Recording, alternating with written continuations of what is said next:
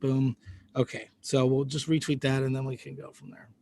Great. And then you and I will just start. And then, because Yeah. it's really, I'm being selfish. Like it's for me to catch up with you. It's very I know. sunny I'm here. I'm in so California. excited about this. So where are you Yeah. in California? San Diego. So Oh, nice. Well, yeah. I love that San means Diego. you can I've come tried to visit. convince. Yeah. Oh my gosh. Absolutely. I mean, the surfing's amazing.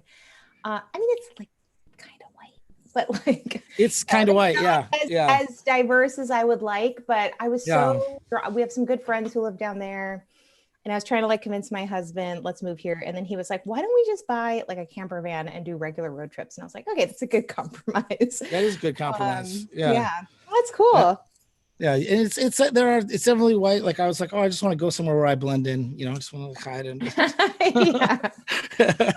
but, I need to uh, dig up the name. There's like this incredible bakery. I'll look it up. It's in my email somewhere. And this woman who used to be like a semi-professional women surfer, badass, like big wave surfer, but also like the most elegant longboarder, just like so amazing. And then she opened this bakery over by the ocean, which started being the spot where like when people would kind of wrap up their morning surf sessions, come by. And she's also an incredible baker and like self-taught and stuff.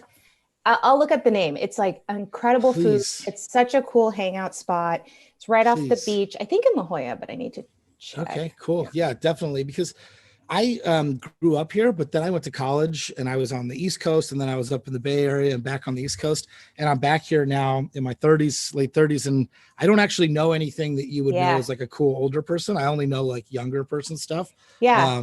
So Well, so I need the tips. we're in Oakland, and like I went to Berkeley, and Yeah, so it's so weird being like, because we're on like the Berkeley part of Oakland, so like right on that border. So yeah, like I know all the spots near campus, but they were all when I was like like a broke college student. So yeah, yeah. and everything's changed, and there's just like so much good food and like bespoke shit happening here. So Yeah. me too. I'm sort of just like, Danny's like, where should we go to get like great pizza? And I'm like, well, I know this one spot in college, but it was like $1 slice. Like let's upgrade a bit. Yeah. But yeah, that's cool. For me, that would be like, hey, you want to go to Jack in the Box and get 2 tacos for 99 cents? Exactly. Yeah, like literally, I know the Taco Tuesday spot for like $2 tacos on Tuesdays, and now we're like, okay, we can do better than that. But yeah, that's great. Yeah. I saw that you had mentioned just like really recently that you were excited that like I guess pro surfing stuff is coming back. When did you start surfing? Like, it seems like you do surf. I didn't know that. Yeah. Well, yeah, I'm like a baby surfer, like a decent baby surfer.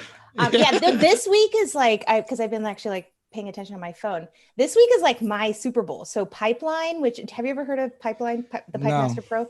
Oh, okay. I can talk about this forever. So This is like my Super Bowl. So basically, okay, first let me answer your question of like how I started surfing. So I did not like grow up surfing or anything like that. Like we went to the beach all the time. I grew up in California, but a little boogie boarding, but like nothing beyond that. And then weirdly, I actually dated someone who was a surfer, but he was kind of an asshole about it. And like, it was like his thing. It never felt like something I could like participate in, but he was so passionate about it. And like, that kind of opened my eyes to it.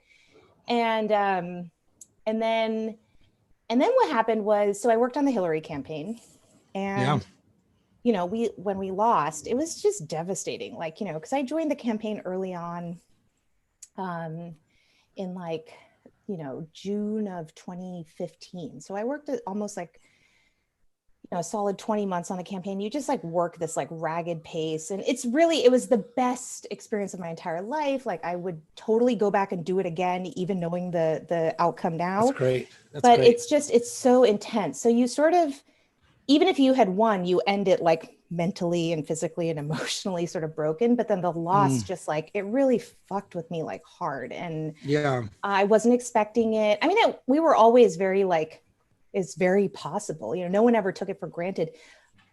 Most importantly, like Hillary never took it for granted. She was very like, this is going to be an uphill battle. Like, let's not get comfortable.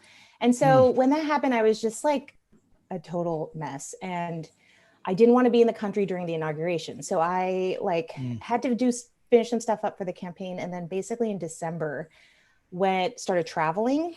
My parents were like get out of the country and go to India. That's like your happy spot. So like go, they have like a little place there and like, you know, hang out with my family in India. So I ended up going to like India for a month and then just started bouncing around. And I went to Sri Lanka next and did this surf camp that happened to be literally the week of the inauguration. So like Trump's inauguration, this inauguration that I thought I would be at, and I thought I'd be at the balls. And, you know, I thought I would be there celebrating with our campaign team and bringing in the first female president. So it was just like an emotional week. But I did this surf camp that was incredible. The company is called Soul and Surf. I like have done a few of their camps and they're really great. And I had never surfed before. I had like an interest about it. And I love the ocean. Like I love swimming. Yeah. Like I was always very comfortable in the ocean, but I was also pretty scared of the ocean and not the world's strongest swimmer. But honestly, I was so messed up after the campaign that I was like almost fearless in a fuck it way. I was like, well, if I drown, I drown. Yeah, exactly. And so I was now when I look back on it, I had like, you know, I was definitely depressed. I definitely had PTSD. I was like numb. You know, I went into therapy and like it took a solid 2 years to get into a better place. But that was sort of the first step. So I did this surf camp and no one knew who I was. So no one asked me about politics or the campaign or anything. We're all just like randos from around the world. Actually made some really good friends who I'm still in touch with. Oh, that's lovely. And it was great. And like I caught my first few waves in Sri Lanka. People in the water look like me, you know. It was so beautiful and sunny. And it was like I just got hooked. And I was like, oh, this is not as I grew up dancing. I do classical South Indian dance. So I have like pretty good balance, pretty good like body awareness, like know where my core is and center balance and stuff. So I totally got bit by that bug and then changed my travel plans and like went to Bali for a month to surf there and like just like surfed a bunch. And then when I finally sort of came back and like started normal life again, just tried to keep going. And in New York, it's so easy. You can go out to the Rockaways so easy. And I kept surfing out in New York. And then when I would be in California, so I go like not too often, but when I do, it's like, it just brings me joy. Like my life goal is to like, not even hang 10, which is when you hang 10 toes off. Oh, I know. I love it. I love it. I just want to hang 5. Like that's what I'm working towards. Just like modest 1 foot. Yeah, exactly. And so it just makes me happy. And it's like completely different from like computer stuff and like my day to day. And it's great exercise. And so I love surfing. And then I started watching the World Surf League, which is like, you know, whatever, the MLB, NFL of surfing. And there's like really great male surfers and women surfers, and the circuit is so good. And so the whole tour was on pause because of coronavirus. So like the 2020 calendar year didn't run. And then now it's running. So they kicked off. So usually the whole circuit ends in Hawaii on the North Shore of Oahu at this like, world famous break called Pipeline, which is whenever you see those perfect photos of like a barrel like breaking, it's like off end pipeline. It's like the most famous spot in the world. People die there regularly. Like it's also there was a reality television show one season when I was younger about that area and the surfers there. It was very I would watch the shit out of it. It's real good. Yeah. And so so they usually end the tour there. And sometimes it's really exciting. It's like, you know, both they're going to crown the world champion and see who wins Pipe Master Pro, which is like a really legendary event. But this year they're kicking things off and it's happening this week. And it's just been so nice. We just got a new TV too. So I'm like, I just like watch all this surfing and it makes me happy. That's awesome. Yeah. Have you ever seen, I grew up in San Diego, very surf culture. Yeah. And I've surfed Tourmaline a bunch. That's like my style of like, you know, slow sort of like beach break, perfect for longboarding. Such a nice crew of people. You must out there. come visit me. I will come. We will figure it out. Yeah. Yeah. Because where my wife and I are, it's like maybe you could throw a rock and you'll hit like a perfect low key surfing spot where you'll see like one of the things that's really interesting about surfing to me is that people think about sort of athletic things that you can do when you're older, and it's like golf and maybe like slow tennis, but surfing is definitely one of those things. There's old folks out there just rocking it every single day. I can see them from my kitchen window and I can see dolphins. It was pretty neat. So it was like morning dolphins going by the surfers. And whenever somebody hangs 10, it's like one of the most beautiful things to me in the world. I absolutely love it. Because it's like meditative and like physical exercise. And that's also even why I like the form of dance I did, which is like classical Indian dance is like storytelling and rhythmic, you know, very like high aerobic dance. And it was like meditative in a way, but also very physically active. And so that like, I can't like run on a treadmill. That's just like Yeah. not like, bleh. But outdoor things, absolutely. And then, Yeah. and things that like, yeah, like almost take your mind away. Like when you're surfing, you're just focusing so much on everything you have to do and what's around you and enjoying, truly a ride is like what, 3-5 seconds. But in Yeah. that moment, it feels like whole minutes. Yeah. So, oh, that's so cool. Yeah. People So, talk about hitting that like meditative state where you like lose all awareness. And I feel like yeah. that you do get that in that period on a board. It's one of the only time I think it, depending on how you think about it, like it's the only time you can like fully immerse yourself in nature. Yeah. Like, so like you actually go into Yeah. the earth in a sense, in a Yeah. way, like if you're in a forest, it's kind of like that, but like Yeah. there's this Yeah. air that's separating you. But I think it's pretty special. Yeah, and it's so dynamic. Like, no, even your local break, you might surf it every day, but it's still like, how's the ocean going to show up today? Yeah. Totally dynamic and different. And I just love the ocean. And like, I'm a Pisces like through and through. So it's like water and, sort of just floating around out there. And yeah, I mean, it's great. That's So, cool. yeah. Did you ever see the movie Step Into Liquid? Have you ever seen that one? There's a bunch of No. surf movies. That was one that we saw like in the big screen, and it Yeah. follows surfing in like all these different areas. Like there are these people who surf in this like Gulf Bay thing in Texas on Yeah. the wake from the oil tankers. And there's Oh, these people who go in and yeah. dive into the freezing cold in Ireland. And it's pretty Yeah. fun. It's got, I Oh, think I'll look Kelly into that. Slater's in it and stuff too. It's Yeah. worth a Yeah. watch. Yeah, But totally. yeah. So it's so funny because so I got married last fall and then and my husband's not It Indian. looks so cool. It Oh, looks so thank you. cool. I was like, I want to hear all about it. Let's go. I want to Oh hear about yeah, this. it was really fun. We feel so lucky that we could do this like big, we've got like we had like a small sort of like I don't know what to call it. Indian people call it like a Western ceremony. Like we like or like an I do wedding. Like we exchanged vows and like legally got married on our rooftop with just our families and like our sisters officiated and stuff. So that was in Red Hook in August of last year. But then we had like big traditional like 3-day Indian wedding in Half Moon Bay. Oh, I love You it. could see Mavericks from the spot we got Yeah, I married. love it.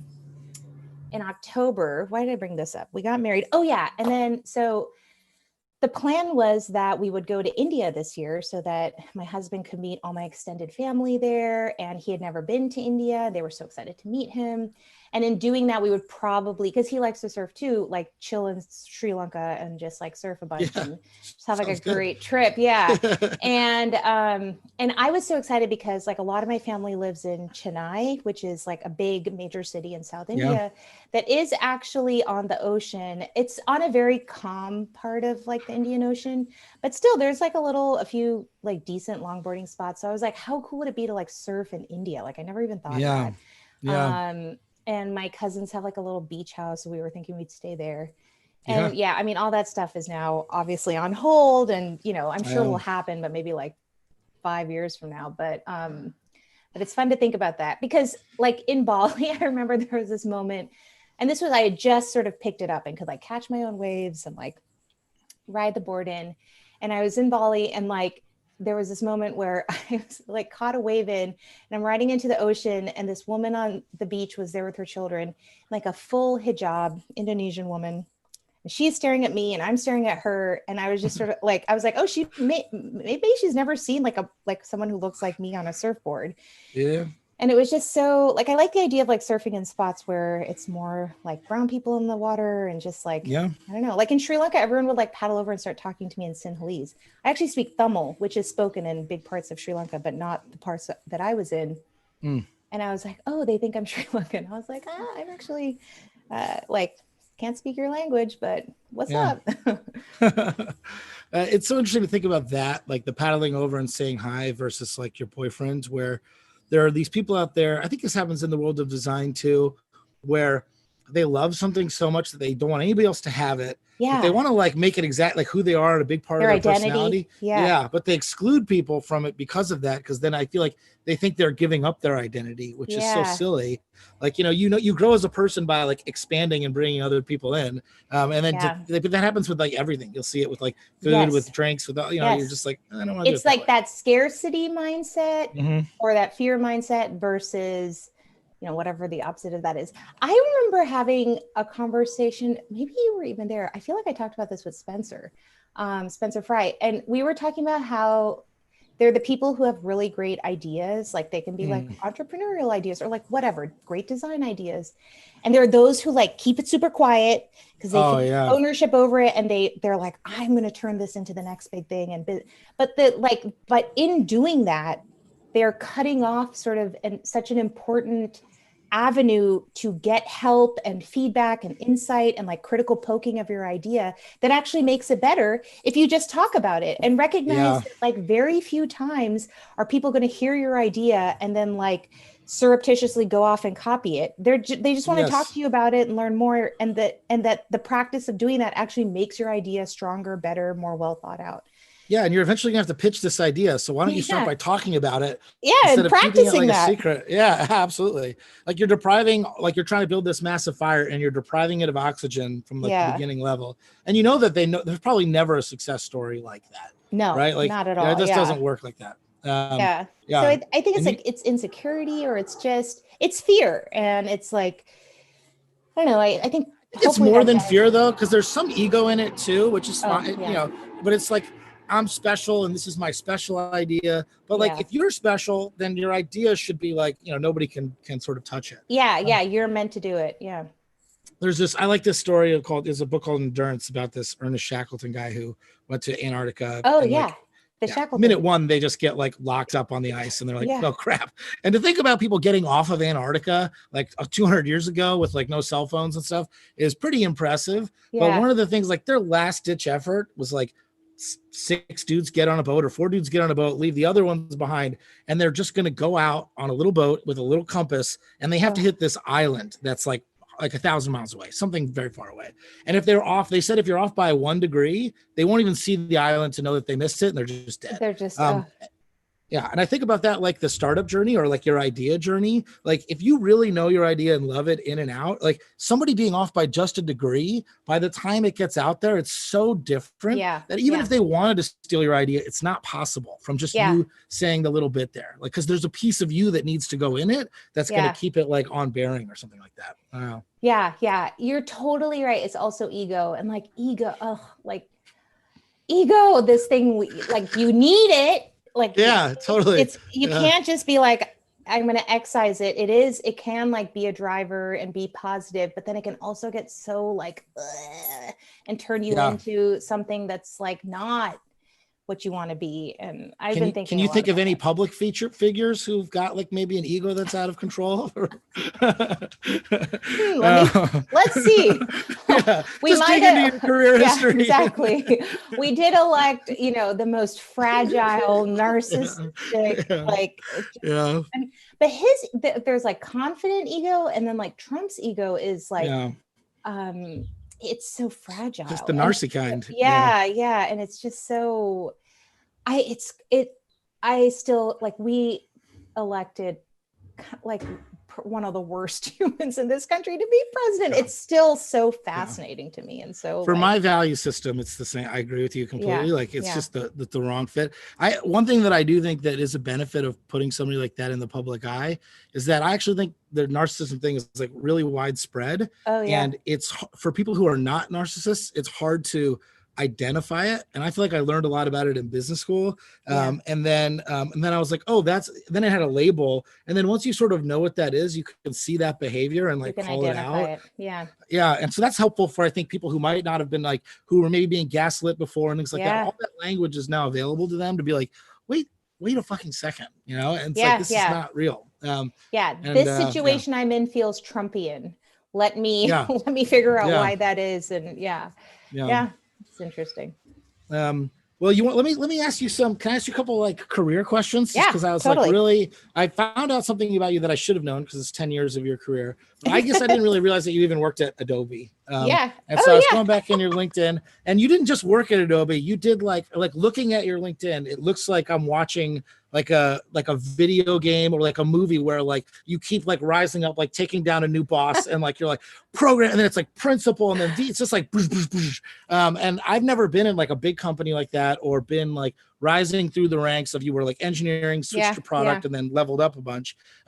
What is that like? Like, does it feel like you're constantly leveling up? And then like, Well, you kind of yeah. describe it like a battle royale, Yeah. which I'm sure exists at some At some companies where you places, do yeah. sort of have to like, you know, kind of house of cards, like be strategic to advance.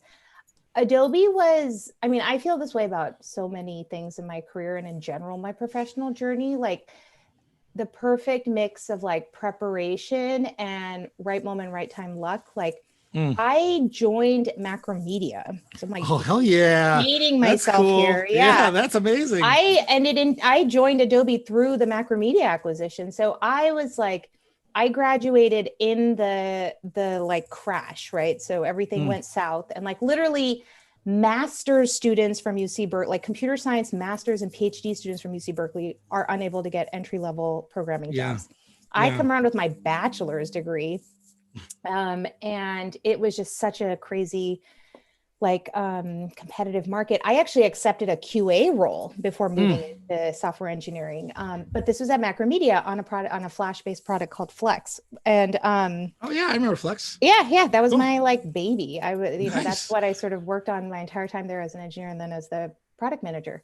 And Adobe or Macromedia especially had this. And then Adobe acquired Macromedia, not to squash it, not because of a competitive threat, like purely additive from a product portfolio sense, a technology sense, and a talent sense. And like, you know, I really respect, it was one of the most interesting, I learned so much at my entire 10 years at Macromedia Adobe. And like, so when that acquisition happened, both the Macromedia culture and the Adobe culture was very healthy, very like awesome. That's so rare. Supportive. Yeah, absolutely. And so you could rise as long, like it was sort of, you know, it was, I don't want to say meritocracy, that word sucks, but like, you know, it was like you show your passion, you show what you can do, and there's movement to grow and change and to level up and to try different things. I think early on I sort of had like a mentor. We're still super tight. Like David Wadwani is incredible. Now he's a VC and at Greylock, and he's brilliant. And he was my VP when I first joined. And I think he just saw in me like, you know, a little bit, I was sort of vocal about things, you know, I was like 21 and just that like blissful confidence of a 21-year-old where I would like push back on things and be pretty vocal. And I think they appreciated an environment where you spoke up and where you like, you know, it wasn't very hierarchical. It wasn't like you're a QA, you're an entry-level QA engineer. Don't share your thoughts about like what you're hearing from customers. And I always, even as an engineer, really enjoyed joining like sales calls or like meeting with the customers or speaking at conferences and like trying to figure out what about the product was limiting to them. So it was, so my, like, I definitely did like rise the ranks through Adobe. And I think it was very much like not cutthroat. It was sort of like, you know, if you want it, it's there for you. And you definitely want to develop the relationships. And I was one of those employees. And I always tell that to the people I manage now. I'm like, hey, you know, come to me with a plan. Like, I'm your manager. My job is to give you feedback, grow you. But if you sort of know what you want to do, tell me. Then I can help architect that path. And I was from day one, without even being told that advice, was the person who would show up to my manager and be like, okay, I'm very happy in my QA role, but I want to switch to software engineering. I want to now become a senior software engineer. I'm not sure about engineering, but this product management thing sounds like the perfect mix of like technical and like the communication stuff I like. And, you know, so I was sort of proactive and kind of driving that. And then they were very receptive to it. Yeah. I mean, that's a two-way street too, like needing a manager who's willing to do that. Like I'm sure there are places where you can't do it, but gosh, it's like such a good thing to do. Ask for what you want and like even try to understand what you might want, even if you don't end up like you can even be wrong. You're like, hey, I want to try this. And then you don't like it and you try something else. Like that's okay. As long as at each stage. Yeah. Just like bring your A game to it and like your good energy. And I think people will be, you know, you never want to lose somebody like that from your team. You're like, let's keep any good person we can. And if they want to grow in some way, let's support that. So yeah, that's awesome. I love that. And I didn't even know it because it was my first real professional experience.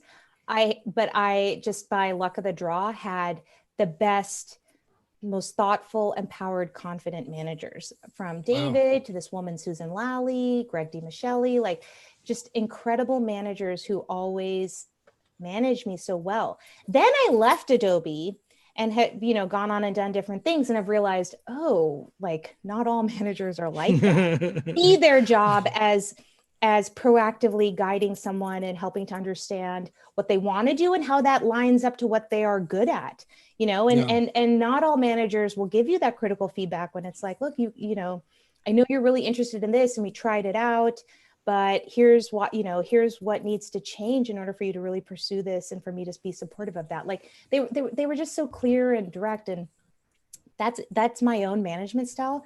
But I didn't even realize that was different until I went out to other roles where sometimes I had managers who were very much like, I really don't care what you want to do. Your job. Like, cool story. I hired you to do this, and this is what I want you to do, and this is like the box you're in, and changing that box is going to be, a non-starter or something like that. Or, I also recognize that, there are not a lot of places, appreciate sort of like vocalness or, I think, I don't know. It's so silly though. Yeah. So I only realized how healthy and supportive and collaborative and technical powerhouse and the environment at Adobe was till after I left. And it is a testament. It's funny we're talking about this. This is literally the last week of like Flash ever being in existence, like dead. Like literally the browsers are all sort of being like, it's gone. And so there's been some like Facebook chatter and reconnecting with the old Flash crew and stuff. I'm still so close with so many of my colleagues at Adobe. At that wedding that I was telling you about, tons of people from Adobe Macromedia, from Charity Water, and from the campaign. And then very few from like experiences after that, because it was just like, those were some of the more formative, satisfying, happy professional experiences in my career. And it tells, like, they're not just my colleagues, they're like, friends and mentors and like know my family and stuff. Yeah. Well, let me ask this, because that's like, I mean, to me, you have the coolest career of anybody I know. I love Thank you. That's so I think it's so badass. And I just had thought, like, before, even without understanding this Adobe stuff and seeing all that, I was like, and then not even knowing the Macromedia or the Flex stuff. So you're just rising in my esteem before I even. That's because you're a design person who like probably loved Flash when it was, really unique and you could do motion and sound and it was like so cool. Yeah, well, I like people. I'm a people person, and I like when you can see humanity in a website, somebody's personality and their identity coming through. Yeah. And I think that's been wiped away from people in a way, and because you need the flaws and the cracks in there too. And so I also like MySpace. I will also like that versus a Facebook profile. But then also, I really love purpose-driven anything. And so you had done 10 years at Adobe at a place that sounds like was really good. And then you switched to like, basically like, if you were a director, it would be like hit. It's like Charity Water, it's Kickstarter, it's Hillary campaign, it's ACLU. Yeah. And like, that's like a lot in a row. And I just wanted to know about like, how did you like plan, like I'm moving into like, how did that happen? Give me some more of that story. No, I didn't plan it, but in hindsight, I'm able to see that like I didn't specifically plan these moves, but I always had sort of like, it's like there's like a bunch of lily pads in the pond and I'm on one lily pad, and I kind of always would know the lily pad I eventually wanted to jump to. I love that so much. And my career has been like lily pad to lily pad to lily pad. Yeah. And sort of knowing that the like destination is something that is for me, is very unique to me. It's hard to define. It's something like inside me, but like the perfect destination is something that is a mix of,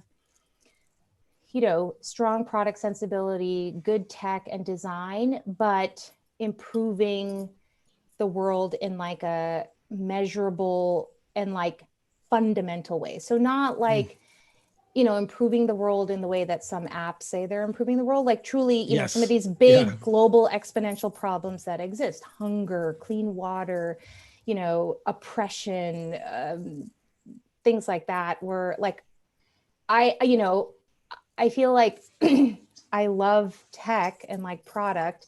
And I was like, okay, if say my passion was medicine, then I would be, able to more tangibly be helping people. But how can I take the thing that I do love instead of changing that? Like I do love Yeah. working with smart engineers and designers and data people to like build stuff, but use that to like have like a fundamental impact on like real people's lives in like a real Yeah. meaningful way.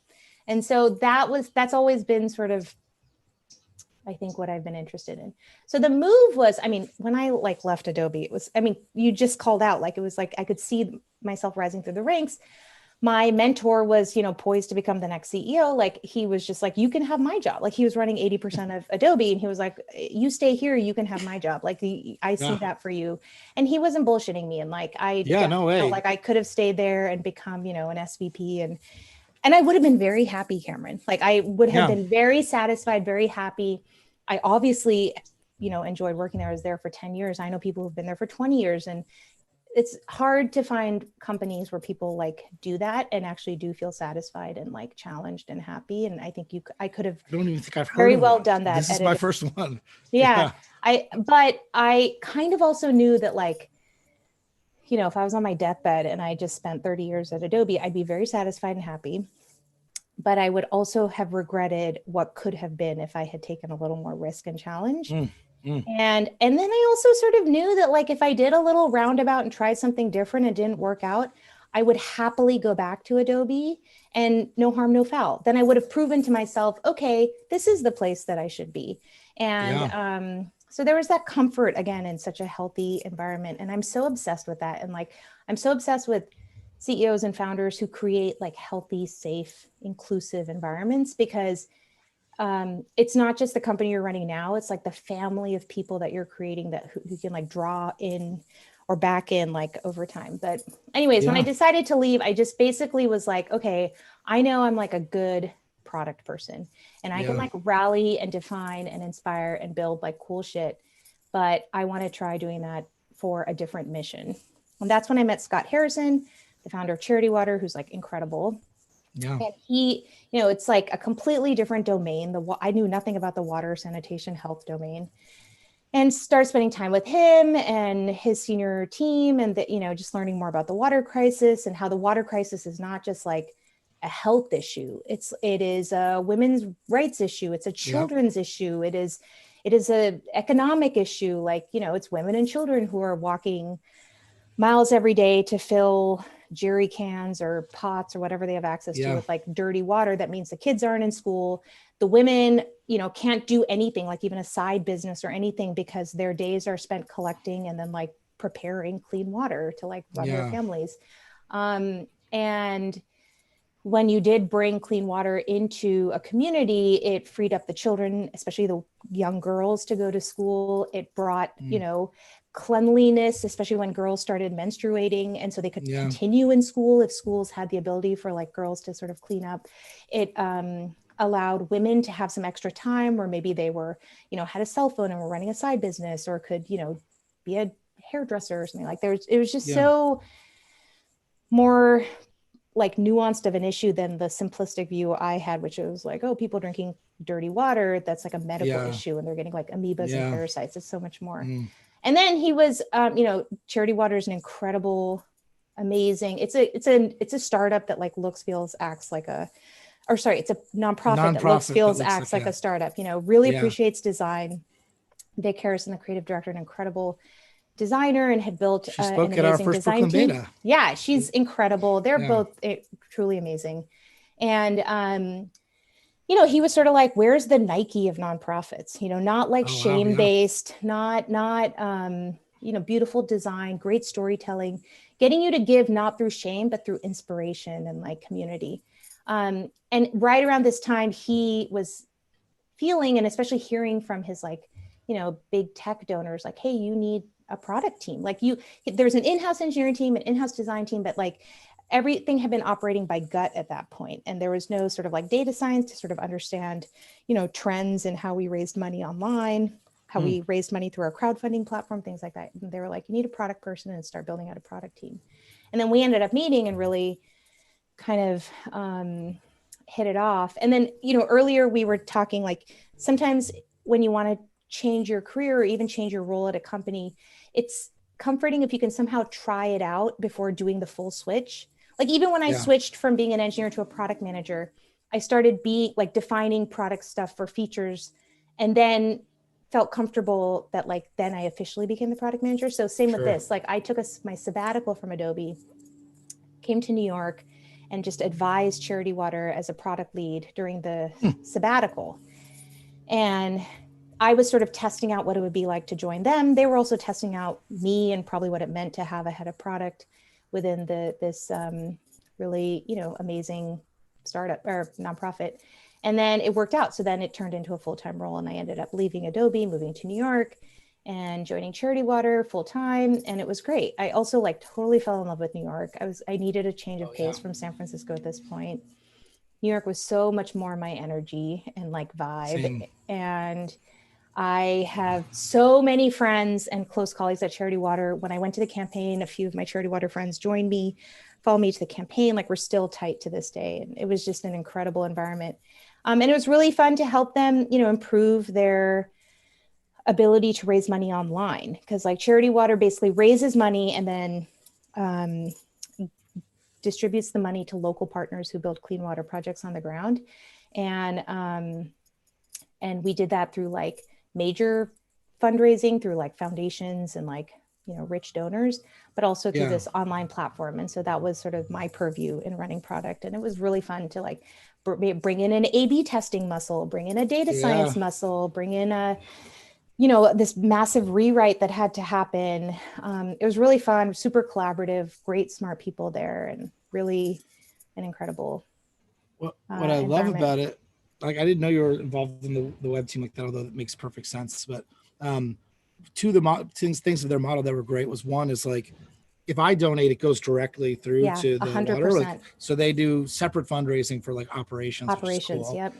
And the second thing was, every other thing that I've seen tells me how big the problem is. They're like, and they do it in a really abstract way. We pump out 8 football fields and 2 soccer fields of carbon every day. And I'm like, what does that mean? Whereas Charity Water's like, it's real bad out there, but guess you can find $20. You can get somebody clean drinking water for life, whatever. I'm like, I can get $20 and I get that story completely. And they made it accessible. I really love that. Yeah. And then you get the proof. I mean, it truly is a math problem. Like when I first started talking to Scott about it, I think the numbers have changed, but when we first met, it was like 650 million people around the world lack access to clean water.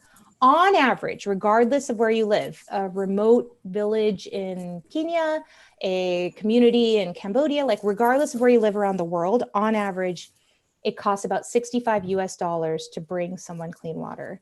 So multiply it out. You raise enough money, you can bring clean water to 650 million people. And like he was like, and that's what I want Charity Water to do, to solve the clean water crisis in our lifetime.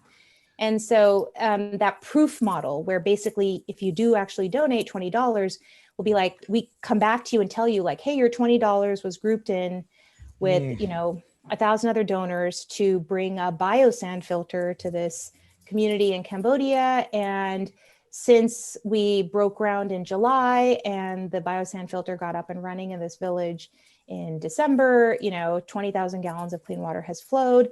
That means you have brought clean water to like one individual in this community. Like that impact is so important to not only get you to donate again, like that circular effect, but just for you to feel like, okay, my money did something, and like feel that satisfaction as a giver.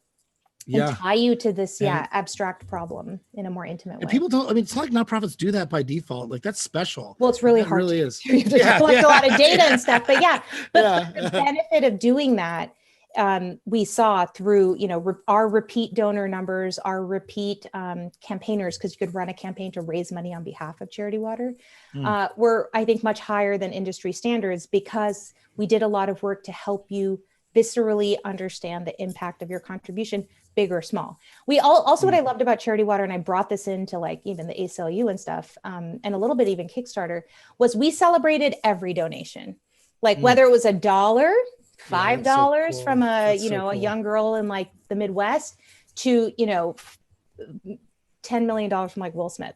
So it was like every donation was sort of the same, and we celebrated each equally. You got the same sort of like love and like design assets to share sort of what you've done. And that model really helped people That's so beautiful. evangelize on behalf of us. Yeah.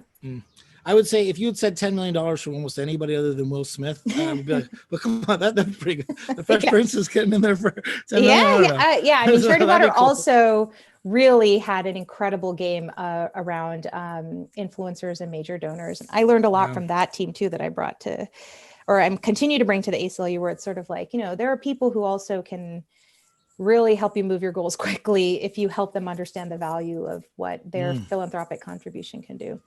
Okay, cool. We're gonna come back to ACLU because I got some questions for you there. Yeah. This Matt Donovan jumped in here and asked, were there any lily pads that surprised you after you landed on them?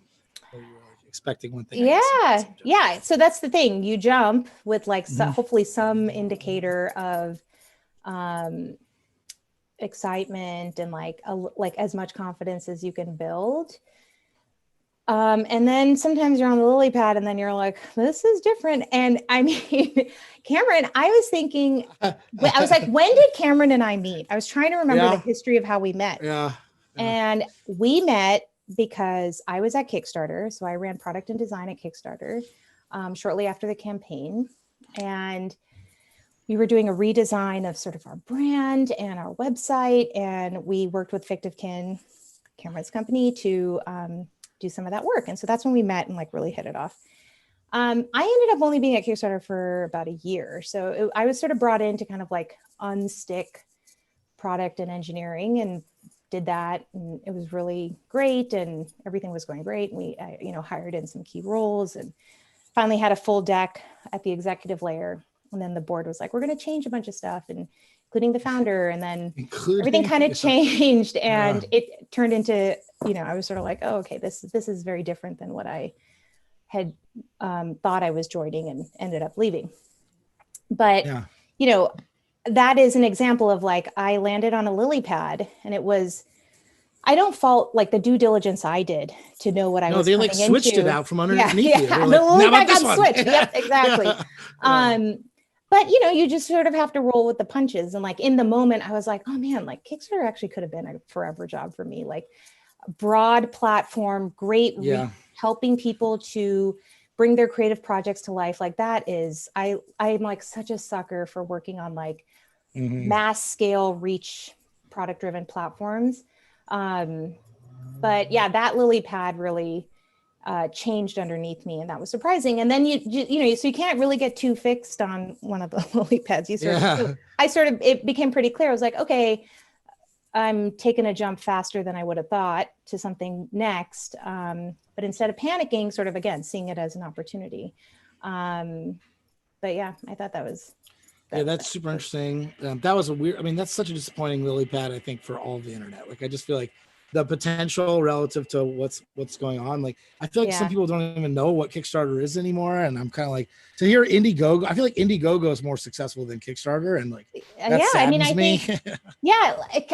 I have so much respect for Kickstarter. And like, when it, first came to fruition, 12 years ago? I mean, talk about having been around for a long time. That concept is brilliant. And how many amazing movies, gadgets, albums, comic books, fashion items have like come to life because of the brilliance of this platform. But Kickstarter's Achilles heel was that crowdfunding model. That concept was groundbreaking 12 years ago. And then over time, funding creative projects became, you started seeing more ideas there and more people following that model, changing that model beyond the all or nothing that Kickstarter has. Then you have completely different models to fund creative stuff like Patreon, coming to sort of give creators a revenue stream to fund their work and do it in a sustainable and confident way. And that I think is where Kickstarter because Kickstarter will never be irrelevant. Like it has the brand name, it has, it has the history on it where creators around the world will always be drawn to it.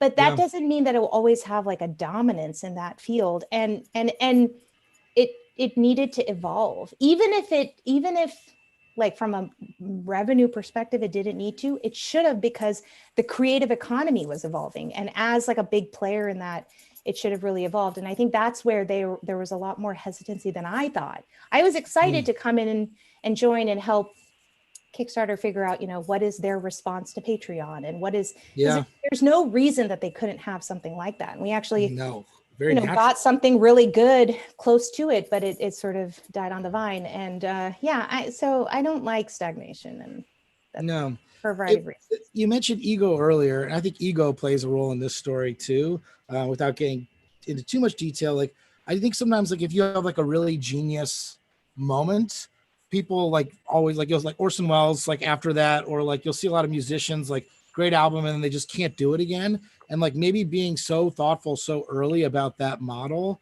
like created a mentality amongst certain leadership stuff that like would not make it the kind of environment you're talking about at Adobe, where anybody could speak up, no bad idea, let's figure out. Like, Adobe killed its baby, killed Flash when it saw it writing on the wall. You can't be too precious with those ideas, and some of those ideas might be brilliant from day one and have a long shelf life.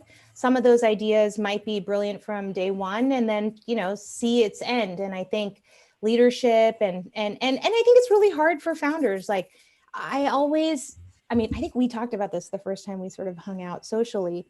I'm so interested by founders who start something and maybe bring it to a particular level and then self-recognize, or maybe their board tells them. Sometimes I don't know how much it's like them recognizing it, but they realize they were the right leader to have brought it from, say, 0 to 60, but maybe they're not the right leader to take it from like 60 to 120. And I think that is I think that's self-awareness, and then the humility to be able to like either walk away or like bring in the right DNA needed to take it to the next phase is so important. And in doing that, you're not super precious about your idea or your baby or what you had created. You honor what you created by bringing in what it needs in that moment instead of trying to make it what it was in the past. Perfectly said. So you mentioned that you tried out as like you tried out Charity Water as like advising. Yeah. And I feel like you did the same thing with the ACLU with your work at Wherewithal. Yeah. Yeah. So is I that advised like an them intentional for strategy there? Yeah. Very cool. And it's like hard to do. But like, honestly, when you ask for stuff like that, like people will say yes more than you would think, especially if they like want you to join. Yeah, I will say, Deepa, that's like not like it will happen more than you think, but you're pretty. I think it would happen to you more than than like to like everybody else. But like I think it's by that point you've paid your dues so much. You like proven yourself over and over and over again that it's like pretty. Yeah, I am privileged to have that ability. But I guess what I'm just saying is, what's the harm in asking? Even if you don't know, that's very true. Slam dunk, you're going to get a yes. What's the harm in asking? And if there is harm, if they find you asking for that as like gross, well, then let's think about what's the right environment for you to be in. But I think I first, because I'm kind of a risk averse person in some ways. And I was really nervous about leaving Adobe in San Francisco and moving to New York for Charity Water. I was so excited about New York, and like Adobe had just acquired Behance in New York. And so I was coming to New York for that acquisition a few times, and like, just like loving the scene in New York. Oh my gosh, like the New York tech scene was so different from the Bay. It was so like creative and bespoke, and like, there's funding and there's money, but nothing like the Bay, where like the second you meet someone, they're like explaining to you their exit strategy. Like it was so craft driven in New York. And I love that. And so, but I was still nervous about like literally permanently moving to New York for this job. And so I needed to build confidence. So I sort of asked, I was like, hey, look, you want to hire me? I actually have this sabbatical coming. Why don't we try it out for like 2 months, and I'll, and I think it was unpaid. I can't totally remember. I think they might've given me some like nominal stipend. So there was definitely like, I had to sort of figure shit out. I remember being on like a pretty tight budget too, like when I was in New York. But trying it out. And that's a model that I have tried to maintain. And I've also like given advice to friends to try as well. So the same thing happened at the ACLU. So I after Kickstarter was like, I don't want to jump to the next lily pad and have it like not be the right thing. So I was like, Yeah. I'm just going to consult and advise. And I sort of knew that in consulting and advising, I'd find the next thing. So I just made that really clear. I was like, hey, if, like, we really like working together. Like, I am not, like, this is not a forever thing for me, consulting and advising. And if I really love your company and you really love me and we want to turn this into a permanent thing, like, that is kind of why I'm doing all this advising. And so Yeah. it was really fun to like advise so many companies and like learn so much and see the common things that seem to affect every company, every product driven company in the same way. And then the ACLU reached out because they, you know, I mean, 100-year-old nonprofit Yeah. that, you know, Trump gets elected, them, like everyone, not expecting it, gets this huge surge, huge influx of new supporters wanting to, like, you know, power their work and participate in their work. And and you know, that surge was younger, more diverse. Yeah. Maybe in the past where people support the ACLU through writing big checks, this was a cohort of people who like maybe couldn't give as much money or would give more modest sums of money, but were willing to go out and protest on behalf of the ACLU, call their Yeah. Congress people, you know, like be in the streets, like participate in a way different than just being a donor. Mm. And thankfully, Anthony, our executive director, Anthony Romero, sort of understood the power of that and the necessity to respond to those people, but also recognize that you know, that required some real turnaround of the technology and the digital practices that power the organization, that it was kind of dated, and that the Trump election was sort of forcing a pretty necessary like innovation, and like there was debt to cover. And so they brought me in to advise their then CTO. And it was a really great experience. I loved working with him. His name is Marco Carbone. He's actually now the CTO at the Audubon Society. And, you know, just the tech team at the ACLU grew, I think, like 4x. And so they just needed advising around org structure and Mm. strategy and roadmap and how to, you know, the tech team at the ACLU, the digital team at the ACLU supports the broader organization, supports everything coming out of the legal department, supports everything coming out of the political department, supports, you know, the fundraising and the communications goals. And truly everything was moving more online, and they had a lot of ground to cover to be able to like leverage the internet the way that they Mm. should. And it's not like, you know, newer nonprofits that are sort of creatures of the internet, like Color of Change and Run for Something. I mean, these are great nonprofits born in the digital age. The ACLU was born 100 years ago, so they had to like change to get to that.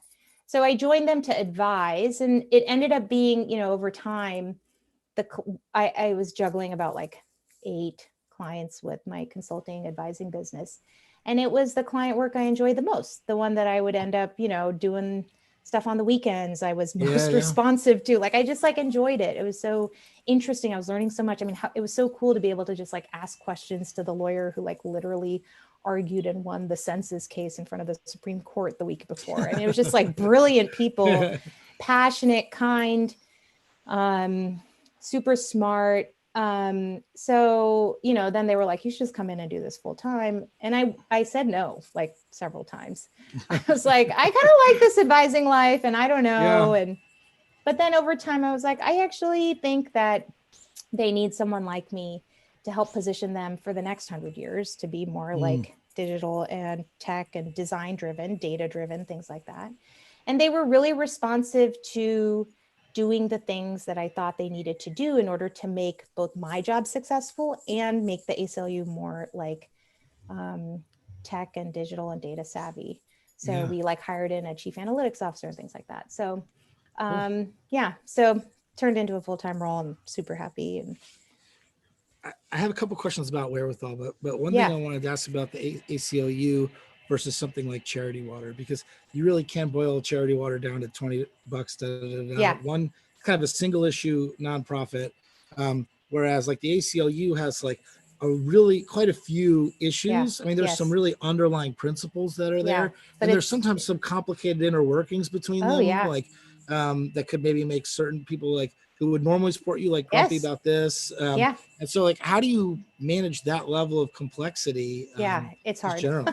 Yeah, it is. I mean, a single issue organization, it's so clear, whether it's like Charity Water or Planned Parenthood or like what ASPCA, like single issue, who you're going at, your audience is more defined, your story is more defined, your progress is more clear. And the ACLU does not have that luxury. It is a multi-issue organization that, you know, the same strength and power we bring to protecting voting rights, we bring to protecting free speech and privacy, immigrants' rights, LGBTQ, reproductive access to reproductive care. Like, I mean, it's a multi-issue organization. And as you're pointing out, some of those issues kind of rub up against each other. Our ability notoriously to protect free speech has had definitive friction with our criminal justice and racial justice agenda. You saw that in Charlottesville. So it is a much more nuanced and complex and dynamic organization to work at. And the way it works internally is you just have to be really clear and communicative and principled about what you do, and also allow those principles to evolve. But I think what you're pointing out is the challenge of being able to tell that narrative to your supporters. Yes. And Our like make them feel that output and stuff. Yeah. Our challenge, actually, all the research we've done recently and the stuff I've been doing with my team is more, it's not actually that the average Joe out in the world recognizes that the ACLU is a multi-issue organization and is sort of unsure what to do with that. It's more that they still equate the ACLU with some of its bread and butter historical topics like free speech and privacy and things like that, or like torture and, you know, the stuff that we did like Bush and Obama years, and don't recognize we are one of the biggest players in protecting voting rights. We are one of the biggest players in pushing forward LGBTQ and trans rights. And so it's actually, our job is more to educate people about everything else that the ACLU does.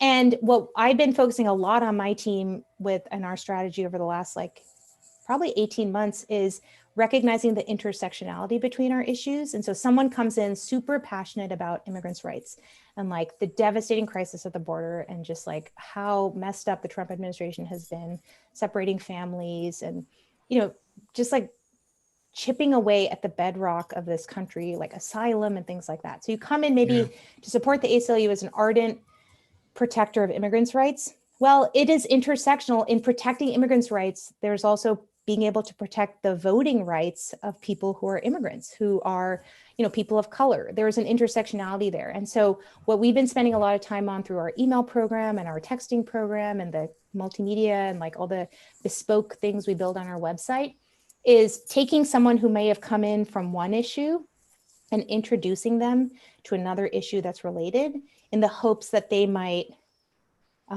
become a supporter of the ACLU and become passionate about like broaden the issues that they care about and like follow and track and support us. And so, you know, you care about,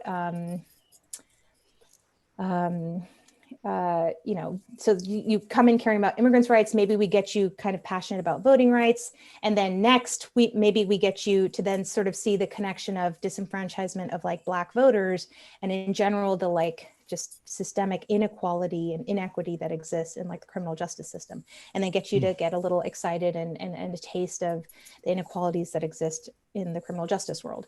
So it's like building almost like a ladder between these issues and having you like hand hold you as you walk down that ladder. That's cool. As an organization, I mean, you all are responsive to world events. So there's a certain amount of what you're going to prioritize that's dependent on what's happening in the world. Yeah.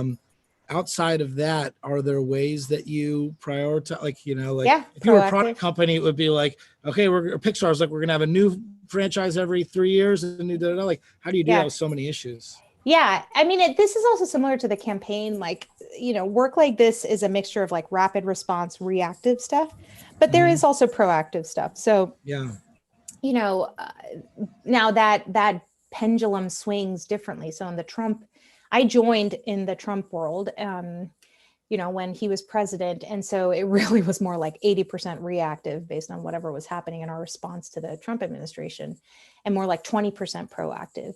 I'm actually very excited to see what next year will be like with a Biden-Harris administration, where maybe it's much less reactive and we can be more proactive. And in fact, that's all the planning we're doing now. What are we asking the Biden-Harris administration to accomplish in their first 100 days? Reunite those families, undo all of these crazy things that the Trump administration did. So it is a balance, and that balance changes, and it was way more reactive in the Trump world. And I think it'll be much more proactive. So we do define agendas and goals outside of what's happening in the current state of the country and zeitgeist. And so we have, overarching goals to, push forward on trans rights, to, let's talk about the death penalty. It's just there's a lot that maybe it's not what the media is talking about right now. Maybe it's not very clearly what the presidency or Congress is talking about right now, but still needs to be a topic push. We're doing so much work around HR 40, which is the reparations bill in front of Congress. Oh, yeah. And I think it is beyond time to have that conversation as a country and put, some action into place. And so we do have some broader proactive goals that we push forward as much as we can while also responding to what's happening in the current state of the world. That's very cool. It sounds like when you were talking about Kickstarter, having a bit of a longer term view, it seems like ACLU is maybe a home like that, where you have so much that you can accomplish and use all the it's a really rare combination between so much tangible public benefit and technology, which often I feel just you don't get tangible feelings of benefit back from. Yeah, I feel, and especially everything that happened with COVID, where all this stuff we used to do in person, rallies, protests, canvassing supporters, meeting, town halls, things like that. Everything had to move online. It's actually been quite a moment for digital and tech teams to rise to the occasion and innovate how we reach and convince and pull people in to take action. So it's been innovation has been really great. I was also reflecting, I'm really happy at the ACLU. It's really interesting. I learn stuff every day.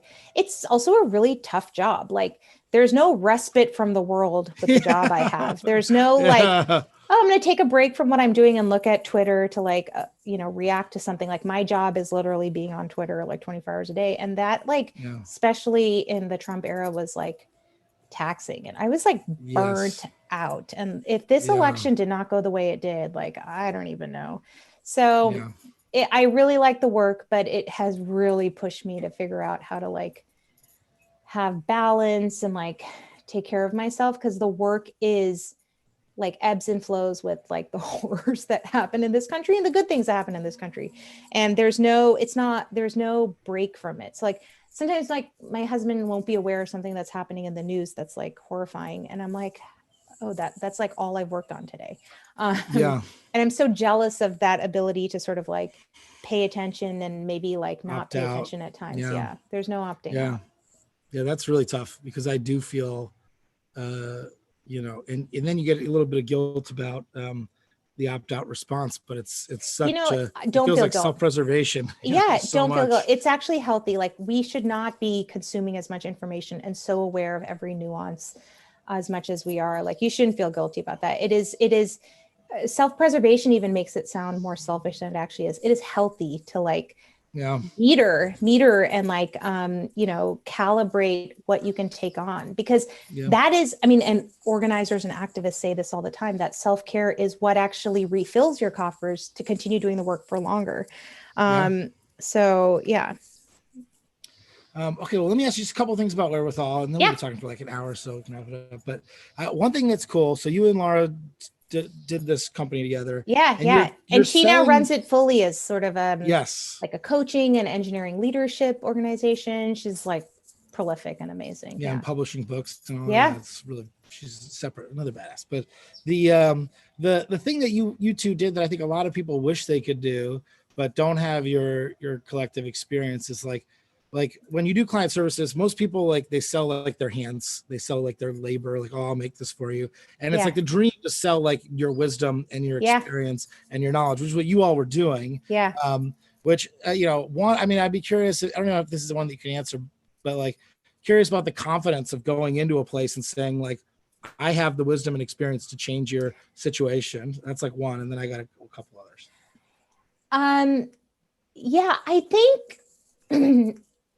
I think what we I think we were selling that, and people, Yeah. and again, I think we could only do that at that moment in our careers or later because we had the track record to Yeah. show, Yeah. and like truly war wounds, like coming into Kickstarter and unsticking the product and engineering team. Like I hired Lara in there to like run a healthy engineering team. Like these were hard things to do. And so those achievements gave me the confidence to be able to, advise people facing similar problems.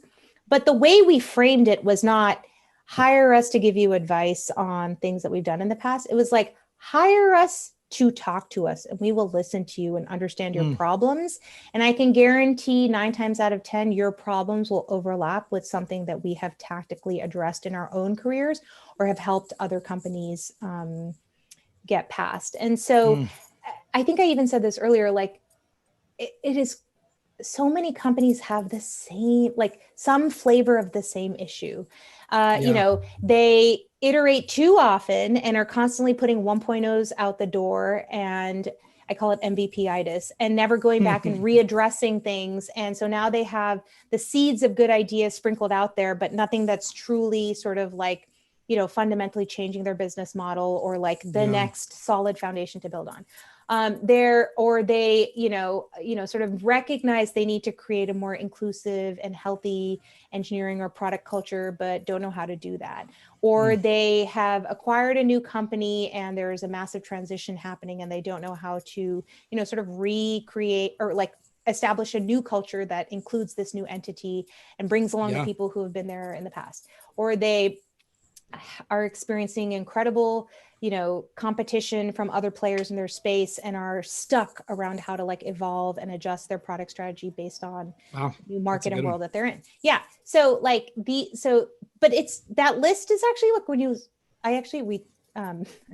I tried to like be like, I wonder if I could write a book about this, but it's like, no, I can't. But like those questions are kind of the same company to company, especially companies that are in that seed stage, growth stage startup. So I'm not talking about like the Facebooks and Googles of the world, but the companies that get to sort of that size, 200 people, maybe 500 people, and then the pathways there, like they tend to go through these inflection points where that evolution creates like friction and difficulty and change, and they just need help. And the smart ones know to talk to other people who have gone through that and to get advice that way. But sometimes they just want to bring someone in to sort of help them talk through it. And then actually everyone can diagnose the problem. It's like diagnosing the problem and actually offering solutions. So that's what we also did. Yeah. Our engagements were really long. So it wasn't just, we'll come in and talk and listen and help you diagnose. Usually you've done that on your own and that's why you brought us in. Yeah. But you don't know how to fix it. And we will come in and stay on the ground and help you fix it. Like Meetup hired us and they didn't have like, it was like a variety of different things that they needed help with, but like it was both creating those solutions and then like doing a lot of the work. I wrote their, progression matrix for their product management, product design team. Cause like they didn't have that clearly written out and people didn't know how they could grow in their careers and were thus, distrustful of growth in general in that org and things like that. So we offered. Could write a book about this. But that's Lara's. She's so disciplined, and my gosh, so disciplined and an amazing, prolific writer. I every New Year's, I'm like, I should blog more, and I don't. Yeah. I like doing talks more, I think, than that's great. Than that. But yeah, so I think we sold our expertise, but also the promise that we will not only give you our expertise, we will like be on the ground and help you solve it. Either that's partner cool. with you to do it or advise you, like be sort of behind the scenes, like helping you do it. And I'm really proud of that work. We helped a lot of different companies kind of around the world. We had a couple of clients. I worked with Gojek, which is like the fastest growing startup in Indonesia. They're like the Uber, DoorDash, and like Amazon Prime of Indonesia. Yeah. This company in New Zealand, like it was really fun. But again, awesome. I think Lara was like, this is what I want to do forever. From an engineering, like health perspective, I was like, I want to do this till I find the next product company I want to get in on. And surprisingly ended up being the ACLU. I thought I was going to like pivot back into the private sector. But then the ACLU just captured my attention. That's cool. Also, Wherewithal is a very good name. I feel like for selling. Lara came up with it. Yeah. It's a good one. That's a good one. Yeah. And the domain is just wherewithal.com, right? Like I feel like it was .com. Yeah. Yeah. Yeah. This was good stuff. So then I was curious. One other thing I was thinking about, I've got a lot of experience doing client services, mostly looking Yeah. explicitly at product design engineering, not and like strategy around product, but not the kind of strategy you're talking about, like organizational and like somebody being distrustful of growth and stuff like that. I find that Yeah. super interesting. I noticed though, when I go to companies or when I talk to friends at different companies, there's often a dissonance between what gets said. Like almost like every leader knows what to say. Like, we want to hear your best ideas. We want to be inclusive. They like know all the things they're supposed to say, but Yeah. the reality is really far from what that is. And the Yeah. behaviors are really different. Do you have like a thing or two that you look for when you go into an organization to try to like diagnose the health of it, like, and maybe get to like the real deal? Or does that question not make sense? No, that question makes sense. And I should say there were plenty of times people approached um, us at Wherewithal. And so I did the product stuff and Lara did the engineering stuff. So I don't want to speak for her, but for me, where companies would approach me and I would always meet and listen and, explore things with like, sometimes it was the board bringing us in, sometimes it was the CEO. And there were many times that I said no, because I could tell that they had like a problem that I could help them with, but my spidey sense was like, but they feel that they need to fix this, but they're not truly committed to trying to fix this. Like I definitely, I'm thinking of a company that brought me in sort of having like EDIB issues, like their engineering and product team was really vocal that positions of leadership and like their numbers in general from a diversity and representation perspective were really low. And the CEO was like, I think knew that he had to fix it. And this had been brewing for a long time, but I could just tell like he just want to get past it and didn't see the necessity and the value of fixing it and the benefit it would bring to his organization. And I don't like lip service-y stuff like that. So I said no a lot when I felt like, oh, I could help you do this. But the second I dip out or I hand things off, or, it's sort of like, okay, and from this point onwards, it's for you to do. There wasn't the commitment or the follow through there to actually fix it in a more sustainable way or keep that healthiness going. And then that's a waste of my time. That's a waste of their time. And that's like It's a almost like a problem I can't. performance. They bring you in to do a Yeah. performance to Yeah. Totally. That definitely happened a lot. So they could be like, look, we brought, these people in to do this. And it's like, okay, but like your heart's not where it needs to be for this to be like a true, good, healthy partnership. So I said no sometimes. And then I tried to like catch those situations before I was like in it. Yeah. I think Does you that gave answer the also, question?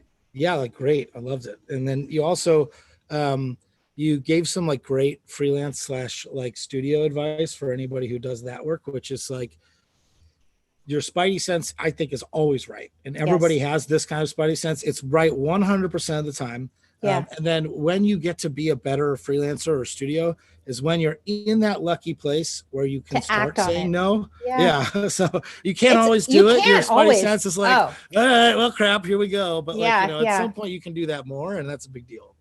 Yeah. And it's a big deal because it allows you to act on it. And you kind of have to act on it because it is almost like your responsibility to act on it at that point, because you might be saving other people from the performative bullshit of like pseudo going through the motions versus more fundamentally addressing things. And so when you do have the luxury to be able to like throw some weight around, I think it's almost like it behooves you to do that, because it sort of just improves the situation. At least someone is speaking the truth to this person in a position of power.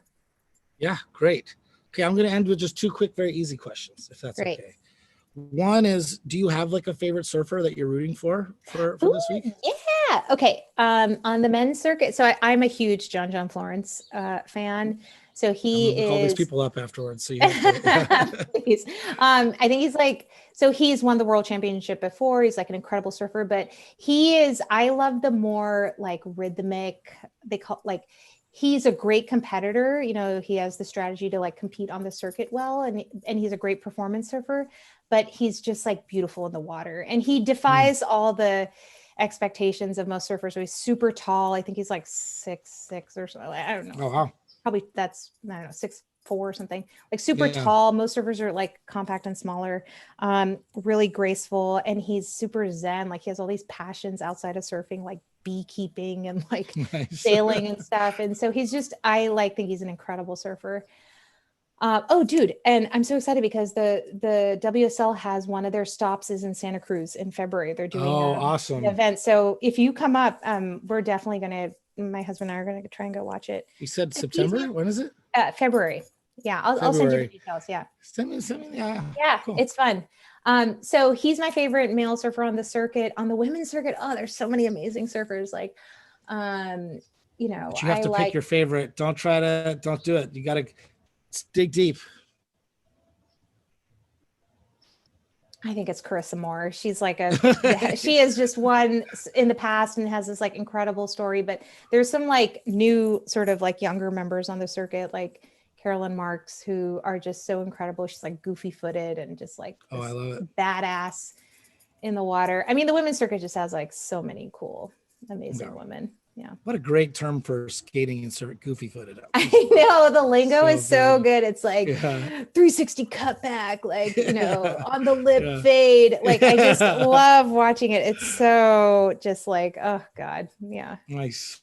And then my only other little one is like, cause I'm going to take a break over the holidays and read. Is there anything that you've read recently, fiction or nonfiction that you like a lot? Oh gosh, I have not been reading. Yeah, it sounds like you're pretty busy. Well, no, not even that. I just like, I don't know, my ability to like read and consume stuff sort of ebbs and flows. I just did finish up, and this is late because this book is, you know, he published it like a while ago and like reached out being like, read it. And then it took me like a year. Scott Belsky's Messy Middle. So I finally finished that. I haven't read it. Yeah. Oh, it's great. It's amazing. It's a great book. He's also such a great writer. It's like so easy to read his work. And then I have not been reading a lot of stuff in like tech design stuff, like more like fiction and things like that. So like finished Gia Tolentino's Trick Mirror, which I think I got like earlier this year, and it took me like 8 months to finish. That's good. She's cool. Yeah. I've been listening to a lot of podcasts more and just listening to things like outside of like my little bubble, just to get inspired by like other kind of genres and whatnot. So yeah, it's super healthy. I need that too. Cool. Yeah. Time off though. Yeah. Watch those dolphins. Yeah. I think my literally my first vacation day is a week from today. So, oh gosh, so I'm like that ready. Sounds lovely. Yeah, it wasn't lovely in the past, but the future is super lovely. And I'm going to take some time off, and that'll be really cool. So I'm looking forward to it. Deepa, thank you so much for hanging out. This was so fun. Thank you. I'm going to try to come see you in Santa Cruz in February, though. I think that'd be awesome. And I will try and come to San Diego. That sounds so fun. Yes. I love that. You will have a free place to stay on the beach. There's surfboards everywhere. My whole family's from around here. My cousin runs a surf like clothing company down here. Oh my gosh. Yeah. Okay. Well, definitely. No problem. Done. All right. Cool. Okay. Take care. Bye.